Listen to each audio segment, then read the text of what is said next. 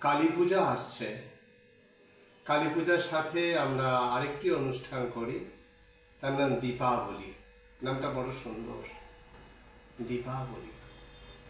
এই কালী পুজোর সাথে কিভাবে শব্দ এত জড়িয়ে গেল জানা নেই। কালী পুজো উপলক্ষে আমি মেদিনীপুর জেলার সকল শুভবুদ্ধি সম্পন্ন মানুষের কাছে আবেদন রাখব যে ডিজে সম্পর্কে আপনারা সচেতন হন।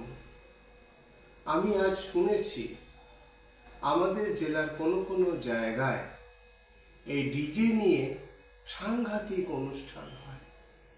ডিজে সার্জন এরকম নাম দিয়ে এমন সব ডিজে আনা হয় যার আওয়াজে মুরগি মারা পড়বে, ছাগলের কান দিয়ে রক্ত পড়তে থাকবে, পাত্রে জল থাকলে সেই জল নড়ে চড়ে উপচে পড়বে।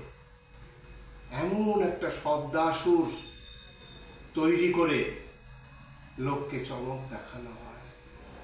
তো যে ডিজের আওয়াজে মুরগি ছটফটিয়ে মারা যাবে, ছাগলের কান থেকে রক্ত পড়বে, জলের পাত্র থেকে জল উপচে লাফিয়ে পড়বে, সেই শব্দ মানুষের মগজে, মানুষের হৃদয়ে, মানুষের অভ্যন্তরে আর সব সংবেদনশীল জায়গায় আঘাত হানবে না?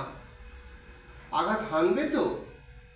আমাদের প্রত্যেকের প্রাণই তো একটার সাথে একটা জড়িত। অন্য যে প্রাণীগুলো, সেগুলোই তো বিবর্তনের মাধ্যমে, কোনো একটা আদি প্রাণের বিবর্তনের মাধ্যমে এই জায়গাতে এসে পৌঁছেছে। একই প্রাণের নানা রকম প্রকাশ।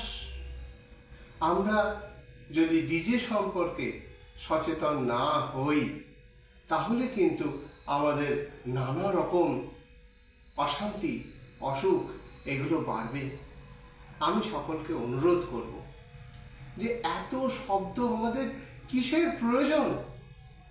কালী পুজো এলেই আমি লক্ষ্য করেছি বিভিন্ন মেডিকেল কলেজের এমার্জেন্সিতে প্রচুর বার্ন পেশেন্ট আসে।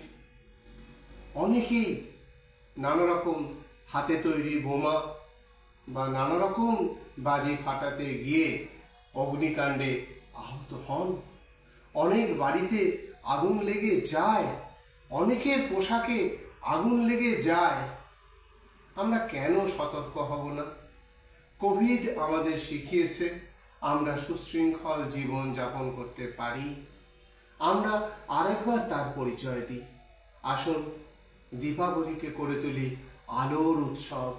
শব্দের অত্যাচার নয়, বাজির অত্যাচার নয়, আলো, আরো আলো।